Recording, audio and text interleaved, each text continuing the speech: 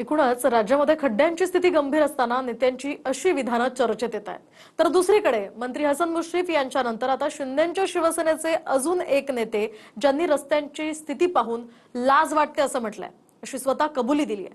शहरांपासून खेड्यांपर्यंत अनेक रस्त्यांवर खड्ड्यांचं साम्राज्य आहे. रोज यावर लोकांचा संताप उमटत असताना सुद्धा स्थिती मात्र जैसे थेच आहे. पाहूयात. हा पुण्यातल्या भीमाशंकरला जाणारा रस्ता आहे. श्रावण सुरू झाल्यानं भक्तांच्या संख्येत इथे मोठी वाढ झाली आहे. मात्र रस्त्यांवरचे खड्डे बुजवण्यासाठी टाकलेल्या मातीमुळे पूर्ण रस्ता चिखलमय झाल्यानं अजून मनस्ताप वाढलाय. रस्ता निसरडा तर झालाच आहे, पण त्यामुळे वाहतूक कोंडीही होऊ लागली आहे.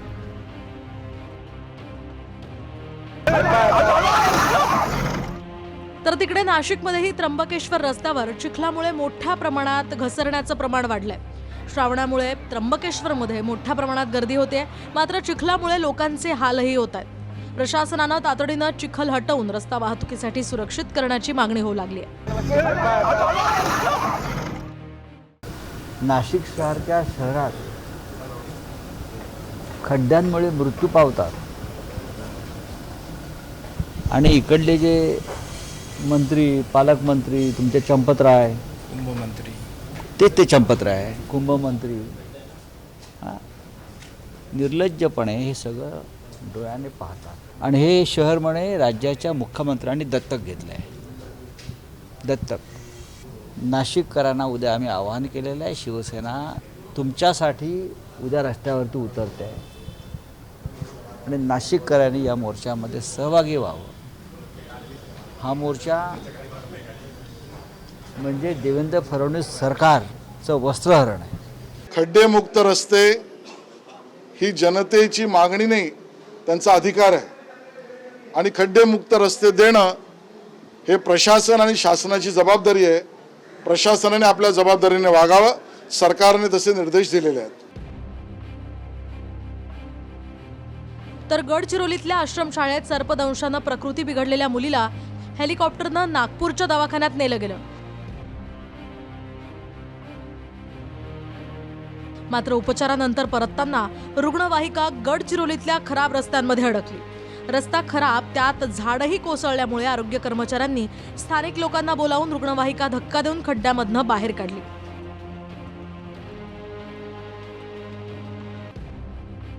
तर रायगडमध्ये 24 गावांना जोडणाऱ्या रस्त्यावर खड्ड्यांचं साम्राज्य पसरलंय. जाबोशी, पाबळ, कोंडवी, कार्लीसह 16 आदिवासी वाड्या आणि 8 गावांना जोडणाऱ्या या रस्त्यावर जागोजागी खड्डे पडलेत. मुंबई गोवा महामार्गापासून ग्रामीण भागाला जोडणारा हा 7 ते 8 किलोमीटरचा रस्ता असून इथून रोज हजारो नागरिकांची ये-जा सुरू असते. या रस्त्यावरून प्रामुख्याने ग्रामीण भागातील महिलांना दररोज जी आहे ती पायपीट करावी लागते आणि त्याच रस्त्यावरती आता असंख्य खड्डे पडलेले आहेत. जवळपास 24 गावांना जोडणारा हा रस्ता आहे आणि त्या रस्त्याची आता दुरावस्था झालेली आहे. रस्त्यावरती खड्डे पडलेले आहेत, त्याची त्वरित तेही दखल घ्यावा आणि ते खड्ड्यांचा बंदोबस्त करावा.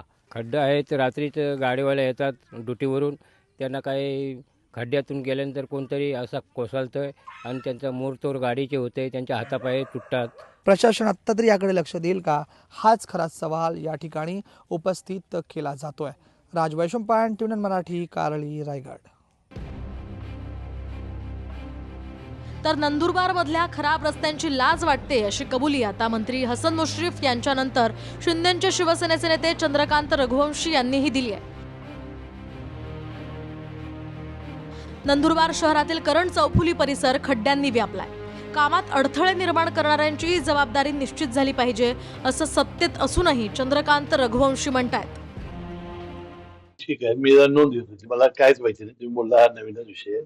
आज बघितलं ते मी फार नाराज आहे. मला त्याची लाज वाटली नाही. मी तुम्हाला त्याचं स्पष्ट सांगितलंय, ते बघीन घेईन मी. का उकरला हा प्रश्न मी विचारला. तर आमच्या विभागामध्ये म्हणजे गुजरात सोडल्याबरोबर आपल्या फारच खराब रस्ता आहे.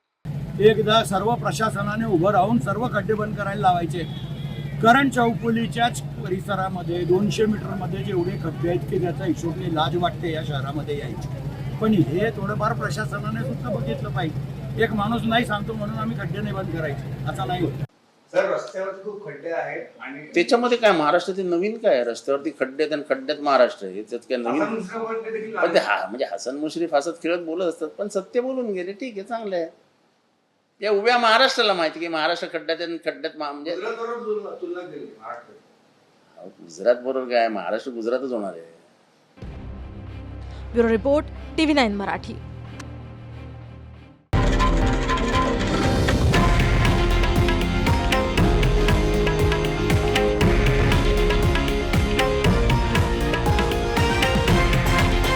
हे आहे देशातील नंबर 1 न्यूज नेटवर्क आणि आपण पाहत आहात TV9 मराठी, एकमेव.